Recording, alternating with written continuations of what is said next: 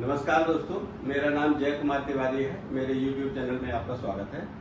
दोस्तों, आज मेरे स्टूडियो में centre for science and environment new Delhi based एक NGO है, उसके कुछ प्रतिनिधि लोग आए हुए हैं और ये समाज के लिए अनप्लान्ड सेटलमेंट के ऊपर एक रिसर्च स्टडी कर रहे हैं। इसमें इनको लखनऊ की जो अनप्लान्ड कॉलोनी थे इसके बारे में भी रिसर्च करनी है। इसके लिए इन्होंने मुझसे समय लिया था, आज मेरे दिए हुए समय पे आए हैं। तो देखते हैं कि इनका NGO क्या काम करता है और मैं लखनऊ में सैनिटेशन और वाटर सप्लाई या अनप्लान्ड सेटलमेंट के लिए क्या लखनऊ के लिए काम कर सकता हूँ, आपकी स्टडी में क्या हेल्प कर सकता हूँ, उसकी मैं कोशिश करूँगा। तो आइए वीडियो शुरू करते हैं।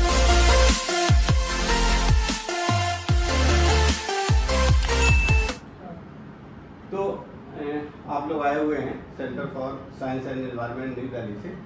आप बताना चाहेंगे कि आपका जो NGO है वो नेशनल लेवल पे क्या काम कर रहा है, उसके लखनऊ में क्या क्या काम है और क्या ऑब्जेक्ट है? आप सभी को नमस्कार। मेरा नाम हरि प्रकाश रैवंशी है। मेरे साथ शुभ श्रीवास्तव जी हैं। तो जैसा कि आपने बताया कि मैं centre for science and environment new Delhi based एक संस्था है, NGO है, उसके साथ मैं जुड़ा हुआ हूँ। तो बेसिकली CSE एक ऐसी संस्था है जो इन्वायरमेंट रिलेटेड मुद्दों पे काम करती है। बेसिकली हम लोग एक्शन बेस्ड रिसर्च, उसके साथ ही capacity building support, advocacy at the national level और पॉलिसी में क्या चेंजेस होने चाहिए उसके लिए हम लोग केंद्र सरकार और साथ साथ कई सारी राज्य सरकार के साथ हम लोग कार्य करते हैं।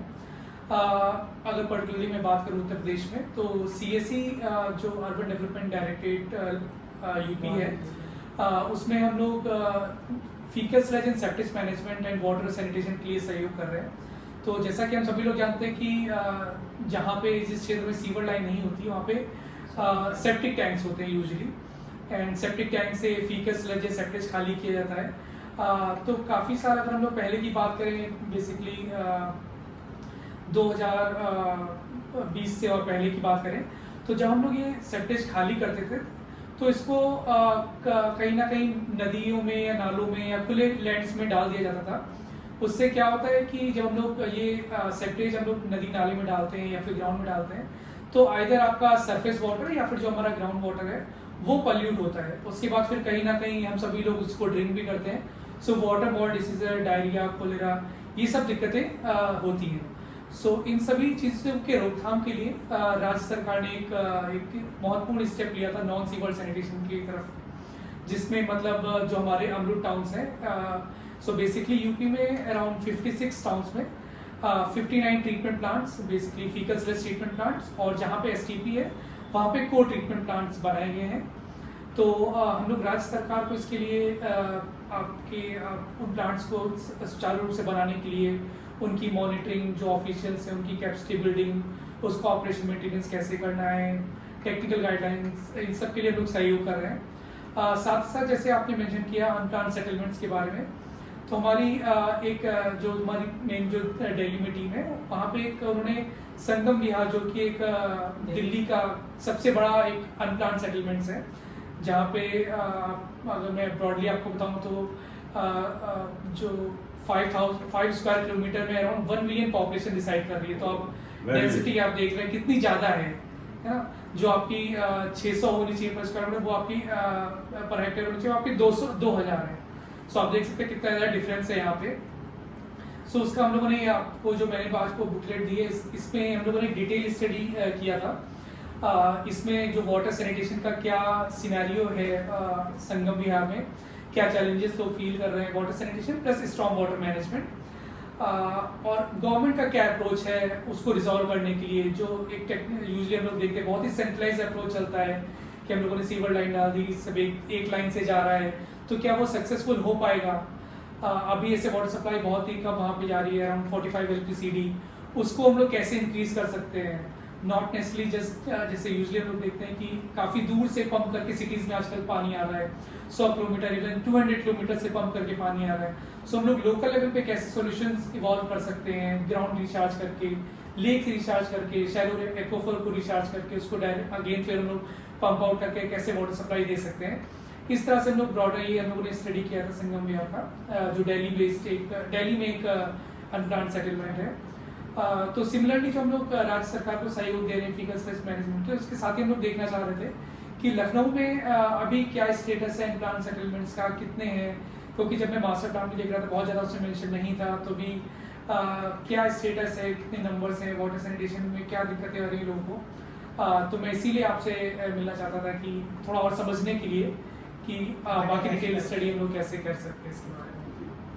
देखिए, मैं आपको बताना चाहूँगा कि राज्य सरकार के अंतर्गत जो अर्बन प्लानिंग का काम है वो मुख्य रूप से विकास प्राधिकरण जो है वही करते हैं। जैसे लखनऊ में लखनऊ विकास प्राधिकरण की जिम्मेदारी है, और प्लानिंग के बाद जब उसके सैनिटेशन की बात आती है, जो प्लान कॉलोनीज हो जाती है, उनको फिर नगर निगम देखता है, उनका मेंटेनेंस करने का काम देखता है। तो प्लानिंग पूरी तरह से शहरों की रहे और प्लान सिटीज ही डेवलप हों, प्लान पॉकेट्स ही डेवलप हों, सरकार का ये उद्देश्य होता है। इसके लिए गवर्नमेंट ने UP urban planning and development प्रावधान किए हुए हैं, उसी के अनुसार कार्रवाई की जाती है। लेकिन फिर भी इन सिस्टम्स में कुछ ऐसी कमियां हैं या जो उनका अनुपालन है वो इतनी तेजी से या यथा समय नहीं हो पाता है, कि जो प्रोविजंस हैं वो भी हमारे पूरे नहीं हो पाते हैं। सरकार को इस पर ध्यान देना चाहिए। अगर आप पूछेंगे तो मैं बताऊंगा कि इसमें क्या क्या कमी है। तो जैसे आपने मास्टर प्लानिंग का जिक्र किया, तो आप थोड़ा सा इसके बारे में बताइए कि मास्टर प्लान जैसे लोग बनता है उसका कितने लेवल तक इम्प्लीमेंटेशन हो पाता है, एंड क्या इसके बाद फॉलोअप जो जोनल प्लानिंग भी होना चाहिए, क्या वो लखनऊ में हो रहा है, और अगर प्लान्स बन रहे हैं तो क्या उनका इम्प्लीमेंटेशन हो पा रहा है या क्या दिक्कतें आ रही हैं किस स्टेज में, अगर आप इसके बारे में बताएं। देखिए, कोई भी शहर विकसित होता है तो उसके लिए एक मास्टर प्लान सबसे पहले बनाया जाता है। ये urban planning and development act में प्रोविजन है, और urban planning and development act 1973 में ये लिखा हुआ है कि zonal plans should be prepared with the preparation of master plans और एज सून एज पॉसिबल। लेकिन इस फ्रेज का या इस प्रोविजन का पूरे प्रदेश में कहीं पर भी पालन नहीं हो पा रहा। इसके कारण भिन्न भिन्न हो सकते हैं। राज्य सरकार के बाद कर्मचारियों की, अधिकारियों की कमी भी हो सकती है, या लापरवाही हो सकती है, या पब्लिक का अपना दबाव नहीं है। प्लानिंग की जो प्रक्रिया है, डेवलपमेंट की प्रक्रिया स्लो है, तो उतनी आवश्यकता नहीं पड़ती, तो फेजेज में करते रहते हैं। लेकिन कारण कुछ भी हो, डेवलपमेंट प्लान जो है, zonal development plan master plan के साथ अगर नहीं बनेंगे तो जहाँ कोई नियोजित प्लानिंग करनी है वो संभव नहीं हो पाएगी। क्योंकि जोनल प्लान नहीं बनेंगे तो आपका लेआउट पास नहीं करेंगे, लेआउट पास नहीं करेंगे तो लोग मजबूरी में अवैध कॉलोनी या अनप्लान कॉलोनीज में अपने को सुरक्षित महसूस करते हैं, रेट्स कम होते हैं और चले जाते हैं।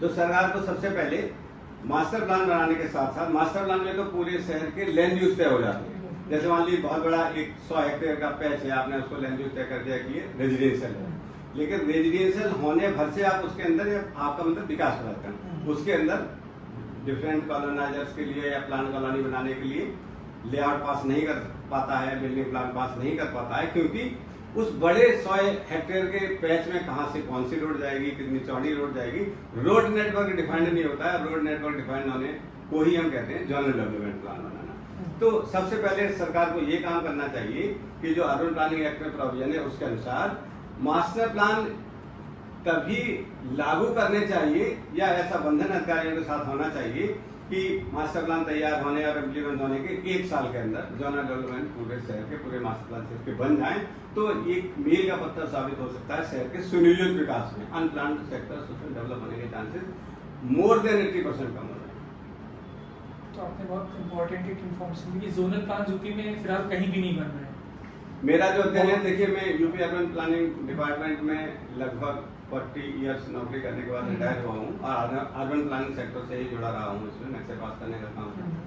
तो मेरा जो अध्ययन है, मेरा अनुभव है कई विकास प्राधिकरण, जैसे मैंने कानपुर विकास प्राधिकरण, लखनऊ विकास प्राधिकरण, मथुरा वृंदावन विकास प्राधिकरण, बरेली विकास प्राधिकरण और अल्टीमेटली गाजियाबाद विकास प्राधिकरण में नौकरी की है।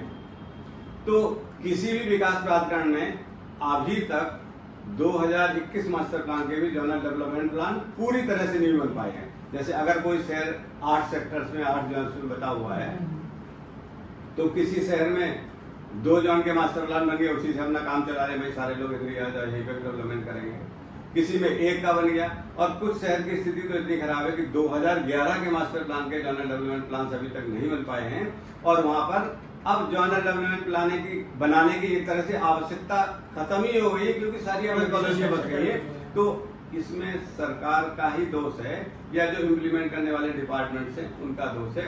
एक्ट में तो प्रोविजन पहले से ही है, जैसे हमने बताया कि zonal development plan should be prepared as soon as possible और with the preparation of master plan.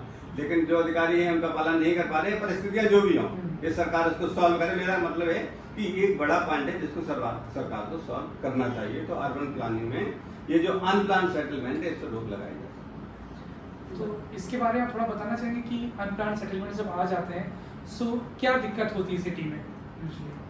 देखिए थोड़ा आप बताएंगे। देखिए अनप्लान जब सिटी आ जाते हैं तो हमारी प्लानिंग में क्या है, कोई अगर प्लान कॉलोनी है उसमें हमें रोड्स की चौड़ाई कितनी रखनी है, रोड की लंबाई के सापेक्ष उसकी चौड़ाई का नियंत्रण होता है। अगर हमारी एक निर्धारित लंबाई तक सड़क होगी तो उसकी चौड़ाई 9 मीटर रखेगी, उससे ज़्यादा लंबाई की सड़क होगी तो 12 मीटर रखेगी, और बड़ी लंबाई की होगी तो 18 मीटर रखी जाएगी। और जनरल रोड्स होंगी वो सारी कनेक्ट हो गए, फिर मास्टर प्लान रोड में कनेक्ट होगी, फिर हाईवे में कनेक्ट होगी। इस तरह रोड नेटवर्क एक प्लान होता है जिसमें कि रोड सरफेस का एरिया कितना है ये हमारे प्लानिंग एक्ट के अंतर्गत जो प्रोविजन है उसके अनुसार निर्धारित होता है, और उसी के अनुसार प्लानिंग जब होती तो हमारा प्लान सिटी कहलाता है।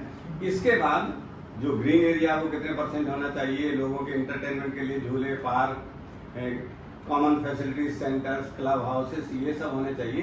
तो अनप्लान कॉलोनी में ये सब नहीं हो पाते हैं, यही दोनों में अंतर है। बेसिक फैसिलिटीज तो नहीं हो पाते हैं, जिसकी वजह से वहाँ गंदगी रहती है, सड़कों का काम नहीं होता, बीमारियां फैलती हैं, और एक शहर आर्थिक रूप से या व्यावसायिक रूप से या औद्योगिक रूप से विकास नहीं कर सकता है। क्योंकि अगर हम कोई इंडस्ट्रियल एरिया बनाना चाहे, इंडस्ट्री लगाना चाहे, कोई फैक्ट्री लगाना चाहे, कोई हॉस्पिटल बनाना चाहे, तो वो पहले से सड़क कम चौड़ाई की अनप्लान कॉलोनी में बनी है, वहाँ पर गाड़ी नहीं जा पाएगी। मान लीजिए 15 फुट की 20 फुट की सड़क पर बनी हुई है तो हॉस्पिटल कैसे खोल पाएंगे, हम अस्पताल कैसे खोल पाएंगे। सबसे बड़ी विडंबना ये है कि लोगों को अनप्लान कॉलोनी में सस्ते प्लॉट मिलते हैं, सरकार सस्ते प्लॉट लेने की उनको अनुमति क्यों देती है, उनके रजिस्ट्री पर रोक क्यों नहीं लगाती है। अगर अनप्लान कॉलोनी है मास्टर प्लान सीमा के अंतर्गत तो सरकार को यह कहना चाहिए कि भाई पहले संबंधित विकास प्राधिकरण से आप एनओसी लेके आओ कि आपका प्लान एरिया के अंतर्गत भूमि का टुकड़ा है, तब रजिस्ट्री करेंगे। और अगर आपने बिल्डिंग बना ली है बिना नक्शे पास के तो आप पहले हमें नक्शा दिखाओ और डेवलपमेंट अथॉरिटी से एनओसी लेके आओ कि नक्शे का अनुसार निर्माण किया है, तब आपको बिजली का कनेक्शन देंगे। अगर इन दोनों पर रोक लगा दी जाए, अनप्लान कॉलोनी की रजिस्ट्री ना हो, अनप्लान कॉलोनी में बिजली का कनेक्शन ना हो, तब हमारी हाँ इस पर इसकी रोक 95% तक की जा सकती है। मैंने अपने YouTube चैनल में, जिसका कि नाम सिविल इंजीनियर जय कुमार तिवारी है, कई वीडियोज में 5-6 वीडियो इसके ऊपर बनाए हुए हैं कि भाई सरकार को इन पर तुरंत रोक लगानी चाहिए। तो जैसा आपने बताया कि जोनल प्लान्स मोस्टली नहीं बन रहे हैं, सो अंडरस्टूड है, और जैसा आप भी बता रहे हैं कि अनप्लान सेटलमेंट्स या अनप्लान कॉलोनीज आ ही रहेंगे क्योंकि सिटी अपने आप ग्रो हो रहा है, अपन पॉपुलेशन कंटिन्यूसली बढ़ रही है। सो अभी अगर ब्रॉडली में बात करूँ तो यूपी में लखनऊ में कितने अनप्लान कॉलोनीज होंगे, एंड उनमें वाटर एंड सैनिटेशन का अगर मैं पर्टिकुलरली बात करूँ और स्ट्रॉन्ग वाटर मैनेजमेंट के लिए क्या स्टेटस है, क्या दिक्कतें आ रही लोगों को? जैसे आपने कहा कि कई बार एक्सेसिबिलिटी का इशू हो जाता है या सीवर लाइन नहीं है, तो सेप्टिक टैंक्स पे ऑलरेडी होंगे, तो क्या डिस्चार्जिंग टैंकर्स वहाँ पे तक जा पा रहे हैं, या फिर और पानी या वाटर सैनिटेशन से जुड़ी क्या दिक्कतें आ रही हैं लोगों को, या क्या स्टेटस है अभी इसके बारे में? बहुत बढ़िया सवाल है। ये सवाल लाखों और करोड़ों लोगों से जुड़ा हुआ। लखनऊ की बात न करें, अगर पूरे यूपी की बात करें, इसमें करोड़ों परिवारों से जुड़ा हुआ। एक परिवार में 5 लोग ही माने तो कई करोड़ों परिवार और नागरिक इससे प्रभावित हैं। बहुत महत्वपूर्ण सवाल है। देखिए मैं आपको बताऊं, किसी भी अनप्लान कॉलोनी में जो आदमी रह रहा है वहां पर सड़कों की चौड़ाई कम होने की वजह से या नियोजित भूखंड न होने की वजह से ना तो कोई अस्पताल मिलेगा, ना कोई स्कूल मिलेगा, ना कोई नर्सिंग होम मिलेगा, ना कोई बस स्टेशन मिलेगा, ना कोई रेलवे स्टेशन मिलेगा, ना कोई एयरपोर्ट मिलेगा, ना सार्वजनिक सुविधाओं के लिए कोई जगह मिलेगी। क्योंकि छोटे छोटे प्लान किसानों से लेकर लोग काट देते हैं। लोग रहेंगे शहर में, सुविधाएं उनको सही सब चाहिए, रहेंगे अवैध कॉलोनी में, सुविधाओं के लिए आएंगे गोमती नगर, विकास नगर, अलीगंज। उनको भाई पार्क भी चाहिए तो पार्क ले जाएंगे, चलो चलते पार्क में घूमने, ठीक है। अपने बच्चे को प्लांट कॉलोनी के स्कूल में भेजेंगे, अपने बच्चों को प्लांट कॉलोनी के हॉस्पिटल में भेजेंगे, लेकिन रहेंगे अनप्लान कॉलोनी में। तो ऐसे उस शहर में जो प्लांट कॉलोनीज हैं उनका भी उपयोग का बैलेंस गड़बड़ हो जाएगा। जिस पार्क में, जिस कॉलोनी के लिए जो पार्क बना वो आदमी नहीं रहा, बाहर से 4 उचक के बैठे दारू पी रहे हैं, और लोगों को परेशान करें, तो वो आदमी भी परेशान है, प्लांट कॉलोनी वाला। ये भी एक फैक्टर है कि अनप्लान कॉलोनी पे तुरंत रोक लगानी चाहिए।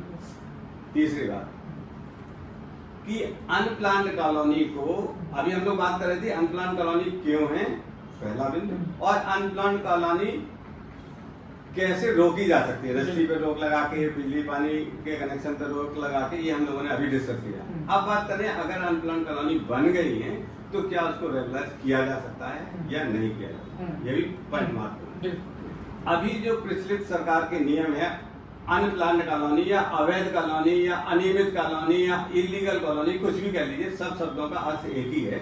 इन सबको, या जिसका नक्शा या लेआउट पास नहीं, उसमें लोग रह रहे हैं, उसको नियमित करना, कैसे भी आप कह दो, उसको नियमित करने के लिए सरकार के पास एक जियो था, एक शासनादेश था, जिसके अंतर्गत उन्होंने कहा था कि भाई इन मानक पे जो कॉलोनी होंगी पूरी, उन कॉलोनीज को हम नियमित कर देंगे।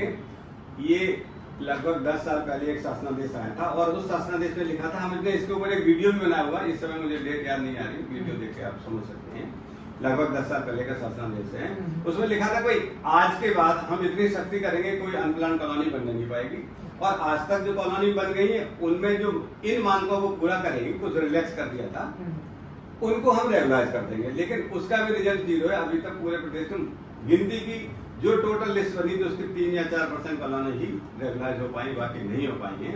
इसका कारण क्या है, उस शासनादेश में भी इतनी टिपिकलिटी है, 60% से जो ज्यादा लोग अप्लाई करेंगे तब होगा, इतना पैसा डेवलपमेंट का चार्ज जमा करेंगे तब होगा, जमीन का है, रोड की चौड़ाई तो उस पर इतना पैसा लगेगा तब होगा, एनवायरमेंट की एनओसी आ जाएगी तब होगा, तो एनवायरमेंट की एनओसी आती नहीं, वो कहते सड़कें का हम नहीं देंगे। इस कारण से अनेक विभिन्न कारण है। किसकी गलती है हम ये नहीं कह रहे हैं, लेकिन जो कारण है उन पर सॉल्व करने के लिए सरकार को, जब आम लोगों को और आप जैसे एनजीओ को मिलकर काम करना चाहिए, एक बात। दूसरी बात, अगर हम कॉलोनी को रेगुलाइज करने की बात छोड़ भी दें, आज कोई कॉलोनी बनी है उसको हम कहें कि भाई इस कॉलोनी को हम नियमित कर देते हैं, तो उसमें क्या क्या बाधा है, इस पर बात कर लेते हैं। देखिए, हमारा जो अर्बन प्लानिंग एक्ट में लेआउट पास करने का नियम है, वो ये कहता है कि जो ऑनर है वो पास करेगा, वो अप्लाई करेगा और हम उस लेआउट को पास करेंगे। मान लीजिए आपने 10 एकड़ जमीन के लिए लेआउट पास किया, जोनिंग रेगुलेशन के अंदर जोनिंग प्लान्स बने हुए हैं, जोनल डेवलपमेंट प्लान्स बने,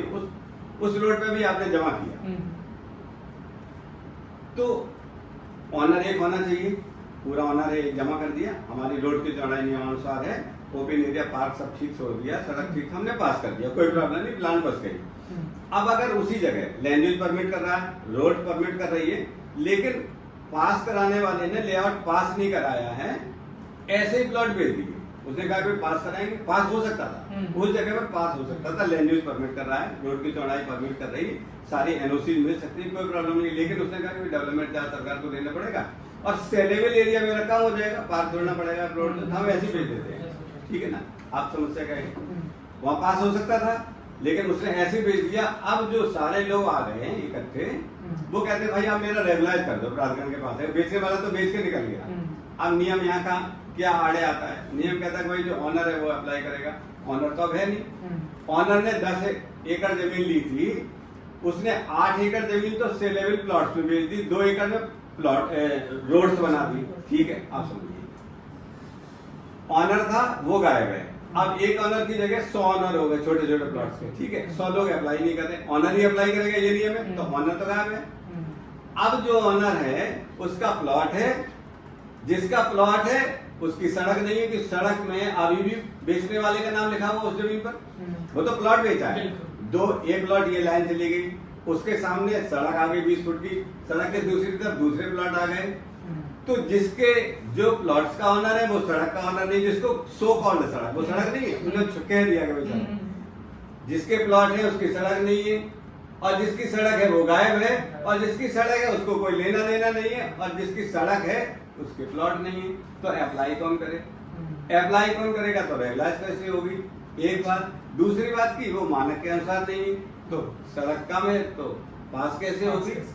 तो ये समस्याएं हैं, जिन समस्याओं को सॉल्व करने के लिए सरकार को इस पर भी कमेटी बना के काम करना चाहिए, लेकिन इसके लिए भी मैं एक सुझाव दे सकता हूं अगर आप लोग चाहें तो सरकार को, बिल्कुल। आपके लिए नहीं, बिल्कुल। आप इस सुझाव को अपने माध्यम से सरकार के पास भेज सकते हैं। कई वीडियोज में मैंने बताया, मेरा लगभग 40 साल का अनुभव है अर्बन प्लानिंग का। एक एक छोटी छोटी चीजें भी बहुत माइन्यूटली हमने देखी है। देखिए, आप मेरे घर आए, उदाहरण से बात करें ताकि क्लियर हो जाए। आपको हमने यहाँ बैठ के बात करने की अनुमति दी, आप आए, अपने आप काम किया और उठ के चले गए, ठीक है। आपने जाने के बाद एक कुर्सी तोड़ दी, आपका तो काम हो गया, आप चले गए। उस कुर्सी का हर्जाना कौन भरेगा? नियम इसके लिए बनने चाहिए ना, मतलब इसके लिए नियम बनने चाहिए। तो सरकार में इस तरह के कोई नियम नहीं बने हुए हैं कि अगर किसी ने अवैध कॉलोनी बनाई तो क्या, हम ये नहीं कर रहे, नियम नहीं बने हैं। जैसे आप कुर्सी तोड़ के चले गए, आपको इसके पैसे भरने चाहिए, हमने कह दिया भाई पैसे भर दो, आपने कह दिया हाँ आप नोटिस भेज दो, मैं भर दूंगा। नोटिस आपका पता कुछ और बता दिया, नोटिस कहीं और गया, 2 साल बाद हम रिमाइंडर भेज रहे, आप गए हो।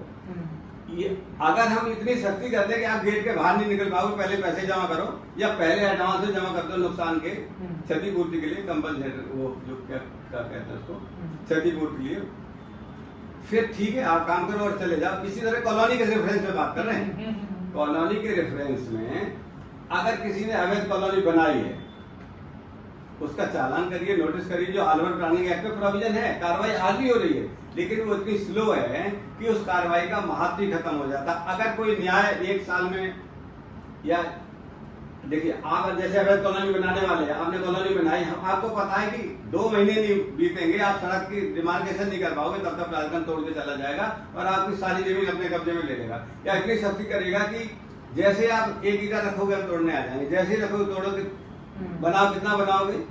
तो अगर हमारे कानून में ये प्रोविजन जरूर है, लेकिन उसका पालन इतनी तेजी से हो जाए कि न्याय तुरंत हो और सजा तुरंत मिले, तो करने वाले गलत काम करेंगे ही नहीं। कई देशों में ऐसी व्यवस्था है, अगर आपने आज अपराध किया है तो अगले 3 दिन में आपको सजा मिल जाएगी। तो अपराधी डरता है, काम नहीं करता। यहाँ ये अर्बन प्लानिंग एक्ट में जो प्रोविजन है, सब तरह के प्रोविजन है, लेकिन प्रोसेस इतनी स्लो है कि उसको पता है नोटिस आने के बाद कोई नहीं आएगा तो कैसे मैनेज किया जाता है ये उसको पता है, और दोबारा आएगा तो फिर मैनेज करने का थोड़ा प्लस पॉइंट करके मैनेजमेंट का पता है। अल्टीमेटली जीत मेरी होनी है, नोटिस और फाइल ऑफिस में रहेगी, हमें जो करना है वो साइड पर करते रहेंगे, कुछ होने वाला नहीं है। अगर सरकार का न्याय त्वरित नहीं होगा, उस पर कार्रवाई त्वरित नहीं होगी, तो लाभ उठाने वाले लोगों की उतनी गलती नहीं है। वो तो लाभ उठाने के लिए इंसान का दिमाग है, दिमाग विकसित है, उसने कहा कि कैसे लाभ उठाना। भाई जिसके हाथ में जिंदा है, जिसको पालन करवाना है, उसको इतनी शक्ति रखनी चाहिए कि आज आप गलती करोगे, 1 हफ्ते में न्याय हो जाएगा और 1 हफ्ते में कार्रवाई हो जाएगी, दूसरा आदमी गलती करने की कोशिश नहीं करेगा। तो मेरे हिसाब से 3 पॉइंट है। एक तो नंबर 1, अवैध कॉलोनी की रजिस्ट्री बंद कर देनी चाहिए। बिना रजिस्ट्री तब तक नहीं होगी जब तक अवैध कॉलोनी में बेचे गए किसी प्लॉट के लिए संबंधित विकास प्राधिकरण से एनओसी नहीं आ जाएगी। रजिस्ट्री नहीं होगी तो बिक्री बंद हो जाएगी। अगर पहले से बना हुआ बिक्री हो गई है तो उसमें बिजली का कनेक्शन, पानी का कनेक्शन तब तक नहीं होगा जब तक नक्शा पास नहीं हो जाएगा। नक्शा पास वाली बिल्डिंग होगी तभी होगा। नंबर 3, अगर इस पर चालान हुआ है तो चालान होने के 1 हफ्ते के अंदर बिल्डिंग पूरी ध्वस्त कर दी जाएगी और वो जमीन सरकार अपने कंट्रोल में ले लेगी। तब तक ऐसा नहीं होना सिर्फ उसी जमीन छीनेगी नहीं, लेकिन वो कहेगी भाई नक्शा पास करा लो अगर हो सकता है, और फिर बना तब तक नहीं मिलेगी जमीन, आप कुछ कर ही नहीं पाओगे। इतनी सख्ती कर दे कि लोग करने वाले हतोत्साहित हो जाएं, तब इस कानून का पालन हो पाएगा। ये अगर ये 3 काम कर लेते तो कोई भी अनप्लान कॉलोनी या अनप्लान सेटलमेंट जिसको आप करें होने के चांस 0 है, बिल्कुल भी नहीं होंगे। सरकार की कमी से ही हो रहे हैं। एक्ट में सारे प्रोविजन है, पालन किसी का नहीं होगा। एक्ट में सारे प्रोविजन है, पालन किसी का नहीं हो रहा, तो फिर पब्लिक क्या करे? पब्लिक तो जहाँ पैसा है में सस्ता मिलेगा। देखिए 80% लोगों को जानकारी नहीं है, उनको सस्ता दिखा के, झूठ बता के, भ्रम फैला के बेच दिया, बेचने वाला निकल गया। वही बात, जिसकी सड़क है उसका प्लॉट नहीं, जिसका प्लॉट है उसका सड़क नहीं, तो मालिक कौन है? समस्या। इन 3 कामों का अगर सरकार काम करती है तो पूरी तरह से अनप्लान सेटलमेंट या अवैध कॉलोनी या इलीगल कॉलोनी या अवैध निर्माण पर रोक लगाना संभव हो सकेगा। तब तक नहीं, ये मेरा अनुभव है। तो अभी के लिए तो फिलहाल ये कॉलोनीज काफ़ी हैं और रहेंगी फिलहाल के लिए। बिल्कुल। लखनऊ में सबसे बड़ी कॉलोनी कौन सी है अनप्लान सेक्टर में? अगर लखनऊ का पर्सपेक्टिव से बात करें तो आपके अकॉर्डिंग अनप्लान कॉलोनी लखनऊ में सबसे बड़ी कौन सी है? देखिए, लखनऊ मास्टर प्लान 21 के आंकड़े आपके पास हैं, आप अभी बता रहे थे कितनी संख्या थी उसमें? 241 संख्या थी, जिसमें अवैध कॉलोनियों की सूची दी गई थी। वो हमने अपने एक वीडियो में भी बताई है, सूची पढ़ी है, वीडियो उसके लिए बनाया है, अवैध कॉलोनी की सूची लखनऊ में। लेकिन वो सूची 2021 के मास्टर प्लान में थी, इसका मतलब वो सूची 2015-10 के लगभग बनाई गई होगी, वो पेश कर दी गई, और 10 से लगभग 15 साल और हो गए उसके बाद से। तो आज के डेट में मेरा अनुमान है, जो सब एलडीए के पास लिस्ट भी नहीं है, उसके बाद एलडीए ने लिस्ट बनाई नहीं है, बनाई होती तो 2031 के मास्टर प्लान में लगाते उसको, बनाई नहीं है। मेरा अनुमान है कि आज लगभग 1500 अवैध कॉलोनी लखनऊ विकास क्षेत्र की सीमा के अंतर्गत है, और सरकार की अपनी कॉलोनी है, वो मुश्किल से होगी 100। अब कितना अंदर है? तो विभाग क्या कर रहा है? विभाग किस लिए बना है? अवैध कॉलोनियों के पोषण के लिए बना है, अपनी कॉलोनी या उस पर कंट्रोल करने के लिए बना है? नंबर देखिए 3 टाइम्स बढ़ चुका होगा, 3-4। यही स्थिति मोर में पूरे प्रदेश की, उत्तर प्रदेश। मैं सरकार की बुराई बिल्कुल नहीं कर रहा, मैं सरकार को इस सुझाव देना कि आप ये कर सकते हो, आपने एक्ट बनाया है, उसमें प्रोविजन है, सिर्फ इम्प्लीमेंट करने का तरीका बदल दो ताकि वो इम्प्लीमेंट हो सके। सरकार ने सारे अच्छे काम कर रखे, सारे प्रोविजन कर रखे, कोई कमी नहीं। कमी है तो थोड़ा और संशोधन हो जाएगा, लेकिन पालन नहीं होगा तो फायदा क्या है? नहीं बिल्कुल। तो जैसे इतनी सारी कॉलोनीज आप बता रहे, लगभग 1500 कॉलोनीज होंगी, सो उनमें एक्चुअली भी वाटर सैनिटेशन का क्या स्टेटस है? मतलब उनको सप्लाई वगैरह मिल पा रही, पानी की रेगुलरली जो होना चाहिए, सैनिटेशन रिलेटेड सुविधाएं, सीवर या सेप्टिक टैंक, उसकी खाली कराने की सुविधाएं, सब इसके बारे में थोड़ा कुछ बताना। कौन कौन से एरियाज हैं? देखिए, लखनऊ में सबसे बड़ी अवैध कॉलोनी एक है जो कई एकड़ में होगी, जिसका नाम है फैजुल्ला गंज जी, हरदोई रोड के साइड में, आप वहाँ पर जा सकते हैं, वो सबसे बड़ी कॉलोनी है। लेकिन समस्या क्या है कि जो अवैध कॉलोनी, इसमें कोई सरकारी विभाग सीवर की लाइन नहीं डालता, पानी की लाइन डालते हैं, अभी ऐसा नहीं, वहाँ भी पड़ी हुई है, लेकिन वो लीगल तरीके से नहीं पड़ी हुई। किसी सभासद ने अपने या किसी माननीय जनप्रतिनिधि ने अपने जो उनका फंड होता है, निधि होती है, उससे पैसा दे दिया, उसे कर लिया, या कोई जुगाड़ से करवा लिया, सरकार को दबाव में लेके करवा लिया। एक योजना के अंतर्गत कोई योजना प्रोजेक्ट पास हो उसके लिए बना, ऐसा कोई प्रॉब्लम नहीं, क्योंकि अवैध कॉलोनी में इसीलिए नहीं हो सकता है कि वो सड़कें हैं, वो वास्तव में अभी किसी और के नाम जमीन है, तो सड़क की परिभाषा में वो नहीं आती, सरकारी सड़क नहीं हो सकती। तो सरकारी सड़क जो नहीं हो सकती, जो जमीन जो किसी और विक्रेता के नाम अभी भी पड़ी है, किसान के नाम, उस पर सरकार कैसे पैसा खर्च कर सकती है? विधिक रूप से नहीं हो सकता। इसलिए वहाँ पर किसी सरकारी योजना के अंतर्गत कोई काम नहीं होता है, और जब नहीं होता, हालांकि हम ये नहीं करेंगे, कुछ लोगों ने करा रखा, जैसे वो अवैध तरीके से, वो भी हमें तो अवैध ही लगता है। जब सरकार का प्रोविजन नहीं, आपने किसी सभासद ने करा दिया, भाई क्यों करा दिया? ऐसे तो उनका पोषण हो रहा ना।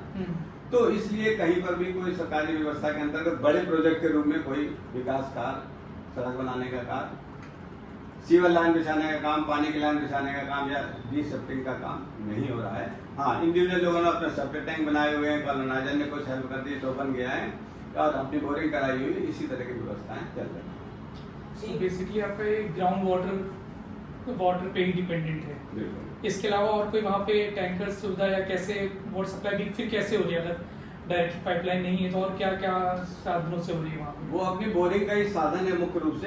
अच्छा, प्रमुख कॉलोनी में यही है, अपनी बोरिंग। बिल्डर पहले कह रहे थे भाई हम कोई सुविधा नहीं दे पाएंगे, आपको लेना तो ले। सो इंडिविजुअल बोरिंग बहुत ज्यादा हो गया बिल्कुल, और कई जगह तो 15 फुट की, 10 फुट की, 20 फुट की सड़कें और टैंकर ये सब जा भी नहीं सकते। आई थिंक इस पे भी शायद कुछ तो रूल था कि बोरिंग कराने के लिए भी कुछ तो, आई डोंट नो, इसके रिलेटेड भी कुछ रूल्स है हमारा बोरिंग कराने के लिए? हाँ, भूमि जल संरक्षण विभाग है, उसके यहाँ से एनओसी लेके होता है, लेकिन वो भी जो वैध कॉलोनी है उसी में एनओसी मिलेगा, ऐसे मिलेगा। अच्छा, तो जो बोरिंग हुई वो भी आपकी इलीगल ही हुई है? सो मोस्टली ग्राउंड वाटर पे ही सब कुछ डिपेंडेंट है। प्राइवेट लोगों ने खुद अपने पैसे से अपनी जमीन पर या सड़क पर, जिसको सड़क सड़क है वहाँ पर। सो मैं ये मास्टर प्लान 2031 देख रहा था, सो उसमें मेंशन था अराउंड जो करंट हम लोग सिनेरियो देखे, उसमें करीब 60% जो हम लोग की वाटर सप्लाई हो रही है, 60% मोस्टली आपका सरफेस वाटर से आ रहा है, एंड 40% मोस्टली जो पॉपुलेशन है वो आपकी, आप कह सकते हैं, ग्राउंड वाटर पे डिपेंडेंट है। सो ग्राउंड वाटर भी, बट हम लोग देख रहे हैं बेंगलोर, चेन्नई का हम लोग सिनेरियो देख ही रहे हैं, भूजल काफ़ी खत्म हो रहा है, चैलेंजेस आ रहे हैं, टैंकर से सप्लाई हो रही है। तो आपको नहीं लगता कि लखनऊ भी धीरे धीरे कहीं ना कहीं उसी कदम की ओर बढ़ रहा है? क्योंकि भूजल का जो एक्सट्रैक्शन है बहुत ज़्यादा बढ़ चुका है पहले से। बिल्कुल, लखनऊ के, हम तो प्रदेश की बात करेंगे, पूरे प्रदेश में इस समय जो एवरेज है, कोई रिपोर्ट हमने पढ़ी थी, लगभग 1 मीटर ग्राउंड वाटर टेबल हर साल नीचे जा रहा है। हमने अपने एक वीडियो में भी बताया हुआ इसके बारे में, और ये बहुत खराब स्थिति है। बहुत दिनों तक इस पर अगर सरकार काम नहीं करेगी तो स्थिति और बिगड़ सकती है। नहीं, तो इनके लिए सोल्यूशन क्या हो सकता है कि जैसे जो अनप्लान्ड कॉलोनीज अभी बन रही हैं उनको हटाया नहीं जा सकता है, पाइपलाइन सभी जगह हो सकता है कि दूर से अगर, क्योंकि जो अभी लखनऊ वैसे कहाँ से पानी की सप्लाई ले रहे हैं, कितनी दूर से कहाँ से आती है? अगर आप देखिए, ये जो हमारा गोमती नदी है, इससे सप्लाई आ रही है, यहाँ कटौता झील है, इसमें इकट्ठा करते हैं, वहाँ से पंप करके ले जाते हैं। इसी तरह अलग अलग पॉइंट्स बने हुए हैं, वहाँ से ले रहे हैं, कुछ ग्राउंड वाटर में ले रहे हैं। तो मेरा इसके बारे में जो आपने पूछा सुझाव ये है कि अभी तक जो अनप्लान्ड कॉलोनी बन गई उसके लिए सरकार को एक कमेटी बना के रिवाइज पॉलिसीज बनानी चाहिए कि इनको किसी तरह नियमित कर दें और इतनी सख्ती कर दें आगे से कोई अवैध कॉलोनी ना बनने पाए। अगर ये क्रम चलता रहेगा तो फिर दिक्कत हो जाएगी। इस पर सरकार को तुरंत काम करना चाहिए, पॉलिसीज रिवाइज करनी चाहिए ताकि अभी तक जो बन गई अधिकांश कॉलोनी उस पर रिवाइज हो सकें और आगे से कॉलोनी ना बनने पाए, ऐसी सख्ती करनी चाहिए, ऐसे नहीं बनाना। ग्राउंड वाटर रिचार्ज से रिलेटेड ही मैं पूछना चाहूँगा इससे, जैसे मैंने बैंगलोर चेन्नई का भी स्टडी किया था, सो वहाँ पे काफ़ी दिखाई पड़ता है कि बैंगलोर काफ़ी सिटी ऑफ लेक्स कहा जाता था, बट लेक्स काफ़ी कम हो गई हैं। तो क्या लखनऊ में भी ऐसा सिनेरियो है कि लेक्स कम होती जा रही हैं, उन पर अतिक्रमण होता जा रहा है? कहीं ना कहीं जो हम लोग अर्बन फ्लडिंग देखते हैं, क्योंकि जो हमारी लेक्स हैं उन पर घर बन गए हैं और पानी शहर में इकट्ठा हो रहा है, इसलिए पानी निकल नहीं पा रहा है। तो क्या लखनऊ में भी ऐसे चैलेंजेस इश्यूज आ रहे हैं? बिल्कुल आ रहे हैं। हमारे जो अवैध कॉलोनियों का बड़ा हिस्सा है वो हमेशा बरसात में डूब जाता है। उसका कारण ये है, देखिए, आप एक बिल्डर जमीन है, उसके बगल में तालाब है, ठीक है, बगल के तालाब को भी बेच दिया है। तो जहाँ 800 प्लॉट कुल उसकी जमीन थी, वो उसमें 1600 प्लॉट बेचे पड़ा, वही खसरा नंबर डाला, खसरा नंबर सेम जो उसके ऑनरशिप का है, और सरकारी जमीन बेच दी। 10,000 स्क्वायर मीटर में 100 स्क्वायर मीटर के 1600 प्लॉट कैसे बन जाएंगे? तो इसको सरकार क्यों नहीं देख रही? तो कहीं ना कहीं सरकार की अनदेखी की वजह से सारी बात वही आ जाती है ना। आप देखोगे नहीं, नियमों का पालन नहीं करोगे तो फिर सरकार, देखिए आप ऐसे सोचिए, जहां गांव है आज भी वहां चारागाह है, ग्राम समाज की जमीन है, चक रोड है, तालाब है, खुली जगह मैदान है, बंजर जमीन है, ये सारी जमीन नदी तल क्षेत्र है, ये सारी जमीन सरकार की है ना। और वही क्षेत्र, वही गांव जब शहर की सीमा में आ जाता है और अनप्लान्ड सेटलमेंट में या अवैध कॉलोनी बन जाता है, तो वो उस अनप्लान्ड कॉलोनी में चक रोड, तालाब, सड़क, नदी, चरागाह वो कहाँ चले जाते? सब में मकान ही दिखते हैं। तो फिर अब इसके आगे कुछ कहने को बचा है? गांव में थे तब था, वही गांव जब शहर में आ गया तो कोई चक रोड नहीं बचा, कोई तालाब नहीं बचा, कोई चरागाह नहीं बचा, वो कहाँ चले गए? तो इससे ज्यादा क्या कहें? सरकार तो सब समझदार है। तो ये भी कहीं ना कहीं हमें लग रहा है एक मेन रीजन है जो हम लोग देखते हैं, अर्बन फ्लडिंग या जल भराव इतना ज्यादा हो जाता है क्योंकि हम लोगों ने कहीं पानी जाने की जगह नहीं। इन सारी बातों का निचोड़ है, सरकार को सख्ती करनी पड़ेगी। नियम अभी बने और नियम में थोड़ा संशोधन करके पुराने अनप्लान्ड सेटलमेंट को रेगुलाइज करे, आगे ना होने दे, इतनी सख्ती करे, बिना होने से कोई नुकसान, कोई भी, हाँ, कोई बिल्डिंग ना बने, कोई रस्ती ना हो, कोई बिजली कनेक्शन ना हो, कोई पानी का, तभी इस पर काम हो सकता है। अन्यथा मेरा अनुभव ये कहता कोई रास्ता नहीं। एक लास्ट सवाल और, अभी रिसेंटली जो आपको पता होगा जो कुकरेल रिवर के अलाउंग जो एक आई थिंक लखनऊ का वो भी काफी बड़ा अनप्लान्ड सेटलमेंट्स था, अकबर नगर, जिसका डिमोलिशन हुआ है, इसको आप कैसे देखते हैं? लोगों को क्या दिक्कतें आई होंगी या ऐसा ही था? आप क्या नजरिया है? देखिए, ये जो कुकरेल की बात है, इसमें और रहीम नगर और आगे भी क्षेत्र जुड़े हुए हैं, ये पूरी तरह सरकारी जमीन पे अवैध रूप से बेची हुई जमीन थी जिसमें किसी का स्वामित्व प्रमाणित नहीं था। देखिए, नदी तल क्षेत्र एक प्रोविजन है, सरकार की जमीन होने का एक वैरायटी है, कैटेगरी है। जैसे कि चकरोड है, चरागाह है, तालाब, ये सरकार की जमीन होती, बंजर भूमि है। इसी तरह नदी तल क्षेत्र भी एक तरह की वो जमीन है जो सरकार की जमीन होती है। तो उस नदी तल क्षेत्र वाली सरकारी जमीन पर बिना स्वामित्व के लोगों ने घर बना लिए थे, तो उनका स्वामित्व का तो कोई मतलब नहीं, सारे अवैध तो उधर टूट गई थी। उसमें सरकार को और पहले तोड़ देना चाहिए, देर कर दी तोड़ने में। और पूरे प्रदेश में जहाँ जहाँ भी नदी तल क्षेत्र, चरागाह या चकरोड या तालाब घेर रहते हैं, उन सब पे कार्रवाई तुरंत होनी चाहिए, मेरा ये सुझाव। नहीं, बिल्कुल, आई थिंक सरकार को सख्ती स्टार्टिंग में करनी चाहिए, ना कि डेवलपमेंट हो गया मतलब इतनी सारी सोसाइटियां में। वही तो हम भी स्टार्टिंग में ही आई थिंक वही अभी कह रहे हैं, अवैध कॉलोनी बनने के भी, अवैध कब्जा समय में भी, सरकारी जमीन घेरने पर भी इतना क्विक एक्शन हो और तुरंत। कोई भी कानून का पालन का महत्व तभी जब उसमें एक्शन क्विक है, नहीं तो कोई इसका उपयोग नहीं। पब्लिक समझ जाती है कुछ करने वाले नहीं, खाली वोट के लिए काम कर रहे हैं। जस्टिस वही है जब टाइमली सर्व हो। उसका महत्व खत्म हो जाता है जस्टिस का, और सरकार फिर असहज हो जाती है, उसमें एनर्जी एक्स्ट्रा लगानी पड़ती है, अतिरिक्त पैसा लगाना पड़ता, अतिरिक्त लोगों को पॉलिटिकल भी प्रेशर आता है। बिल्कुल। इस असुविधा से बचना चाहिए सरकार। इन दैट कहीं ना कहीं लोगों को ही पब्लिक को ही प्रॉब्लम होती है बिल्कुल। है ना। चलिए बहुत बहुत धन्यवाद आपका, बहुत इन्फॉर्मेशन आपने दी, धन्यवाद। Thank you so much. Thank you. Thank you sir. तो एक सवाल मैं भी आपसे पूछना चाहूंगा कि मेरा नंबर आपको कहाँ से मिला और मेरे पास आके कैसा लगा कि आपके आने का उद्देश्य पूरा हुआ है? नहीं बिल्कुल, जैसे मैंने आपको बताया कि हम लोग अनप्लान्ड सेटलमेंट्स की स्टडी के लिए देख रहे थे। सो हम लोग को गूगल से, फिर यूट्यूब में आपका एक वीडियो डाला हुआ था आपने, जिसमें आपने मास्टर प्लान 2021 से बताया हुआ था कैसे अनप्लान्ड कॉलोनीज हैं, क्या दिक्कतें आ रही हैं। सो मैंने वहाँ से फिर थोड़ा सा रेफरेंस लिया, फिर मैंने सर्च किया यूट्यूब में ही, फिर मुझे आपका नंबर मिल गया था, तो मैंने आपसे संपर्क किया लास्ट वीक, फिर आपसे आज मुलाकात भी हो गई। तो मुख्य जो मेरा उद्देश्य था एक्चुअली लखनऊ का सिनारियो समझने का, वो मेरा कंप्लीट हुआ है।